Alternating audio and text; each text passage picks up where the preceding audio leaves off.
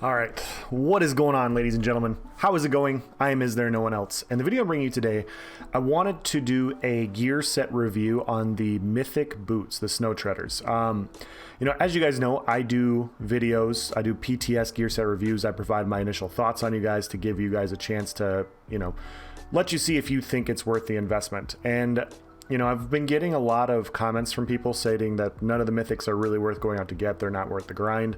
I wanted to do follow-ups on all, I'm not interested in every Mythic, but the Mythics that I test, I want to get that information out for you guys. More in-depth information after actually playing an open world PvP, 1vxing with it, small scaling with it, all these other sorts of things. And so, as you guys know, I am a huge fan of the boots. I came out and I saw the boots right away. I'm like, I'm basically going to run that on everything. As you guys know, I like to play a lot of solo, outnumbered PvP, and oftentimes when I die, it's because I'm getting in case spam, people are throwing caltrops, they're trying to hit icy grasp on me. There's just so many things that slow you down. You end up having to dodge roll, spam shuffle, and do all these other sorts of things. And I made a few hints at it, but the snow treaders, they make you immune to immobilizations and snares, but at the cost of not being able to sprint. But you can kind of get past that in an outnumbered fight by running Elude. So anytime I get hit with an AoE ability, I have Major Expedition. So I ran these for the first day and a half on a Stamina Necromancer, and then I said, screw it, I'm going to throw it on a Nightblade. I don't think they're as important on a Nightblade because you have Shadow Image, you can utilize Shuffle, you can utilize Cloak. You're not getting snared as much on a Stamblade when you play well. But I figured, hey, just because I think that doesn't mean that that's actually going to be the case. So I threw together both these builds and I tried it out, and these are my thoughts. They are still incredible. The fact that you do not get snared by anything against these organized groups that literally run, they have builds out there in case spammers, bombard spammers. All these builds are obsolete, and I think it's kind of cool, and some people are gonna be like, oh, it's stupid that you can get rid of an entire build with one set, but it's not a build, it's a skill. We're eliminating a skill with one set, whether it's bombard spam or encase spam or icy grass spam. It's all the same stuff, guys. People are just hitting one button to allow their entire larger group have an effect on you, and you wear a set to counter it. And so outnumbered 1vx has been fantastic. I had a fight on my Stamina Necromancer, and I didn't have I wasn't recording at the time, but we were fighting like a 15-man group. It was like 3v15, and they had 3 builds. There was 2 Stam Nightblades with bombard spam. They were trying to bombard spam us, and then they had a Sork trying to encase us, and we died. We lost the fight, but it was a good 2 to 3 minutes of trying to fight 3v15 in a tower, and we nullified their ability to encase us, and that was really good because, like I said, that's how I die in PvP. So when you're fighting these outnumbered fights, if you play solo, small scale outnumbered, I think you're really going to enjoy it. I'm really enjoying it for these situations. And then I threw it on a Stamina Necromancer and BGs, and I didn't like it. I didn't think the boots were that good in battlegrounds, and that's because of you're not getting chased in battlegrounds the same way you're getting chased in open world. It's a 4v4v4. It's a lot more even fights. There's more maneuvering among groups instead of a big group just chasing you down. So you don't get the same benefit. And oftentimes there were times where I was going in on somebody, and I'd hit them with a really nice burst combination, and they would dodge roll and they would sprint away, and I'm not running a gap closer, and there was nothing I could do about it. And that was something I didn't realize was going to be an issue with the boots, is if you're trying to chase somebody down, if they're trying to get away from you and you're running sword and board with the boots, you're not going to catch them. Unless you have some sort of major expedition, like you're running speed pots or something, you don't have access to sprint. You're not going to catch those people. And so in that situation, it's really annoying. It's really tough to deal with. And so you have to build in that way. But as far as the boots go, I know this is going to sound ridiculous when I say it here, but I wanted to, explain my thoughts. Being able to move in this way and move freely out of dots, being able to not have to spam. I mean, think about it. Every time I'm getting hit with one of these snares, like this time stop, it has a snare aspect to it. Every time I'm getting hit with these snares, if I was wearing Shuffle, I'd have to cast Shuffle. You see this is a ground AoE, that's also a snare. The Templar Purify, that's a snare. It's not snaring me. Every time I get hit with one of these, I'd have to, there's another Purify on the ground, I would have to snare. I would have to hit shuffle. And so every time I do not have to hit shuffle, I'm saving myself stamina. I'm saving myself resources. Every time, you know, something would lock me in, you know, maybe I get snared inside, you know, a caltrops, you know, the more I'm taking dot ticks, the more I have to heal up, the more I have to expend resources to survive that I don't normally have to do. And that's where the boots like really increase your survivability. I think they're one of the best defensive sets in the game because you just can freely move in and out of AoEs.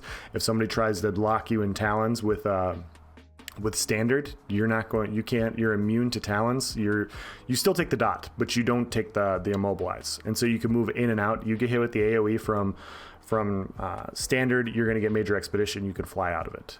You see me just running through all of the siege. This is what I'm talking about. Like, I just get in and out of areas quickly.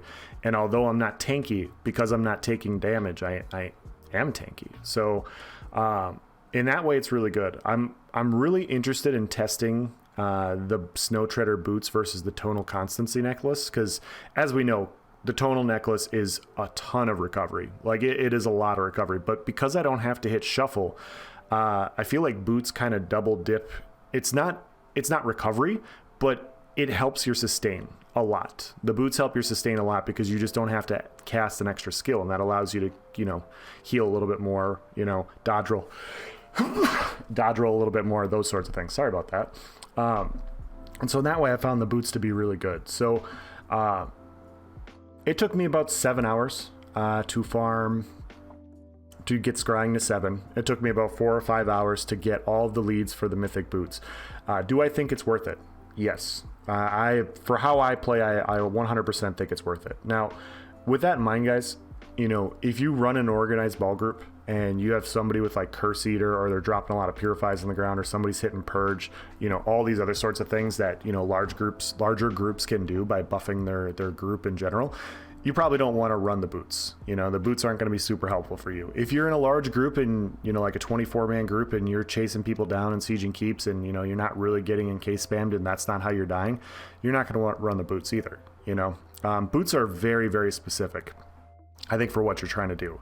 And, you know, for me personally, keep in mind, like solo, duo, severely outnumbered, like 2vx, 3vx gameplay is a very small minority of the community in general, the PvP community. So I know a lot of people aren't going to like the boots. You know, they're gonna be like, why would I run the boots? I have no use for them. And so I totally understand that. But if you play in any way like I do, where you want to try and get these big fights and you want to have these big action-packed battles and try to do these crazy things, the boots are going to be valuable on any class in the game.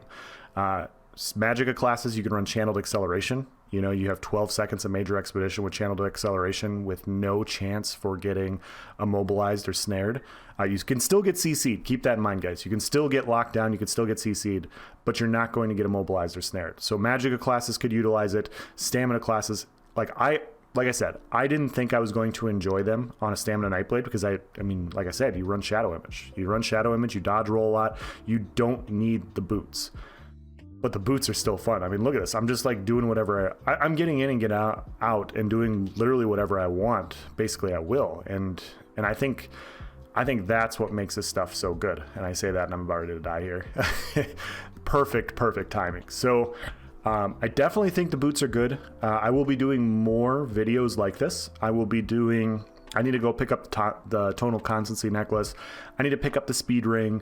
I want to try the Malakath band on a few specs as well. Like those are the ones I'm going to try. I don't know if I'm going to try the chest, and I've already tested the Thracian Stranglers a lot on the PTS. I'm not going to test those in PvP.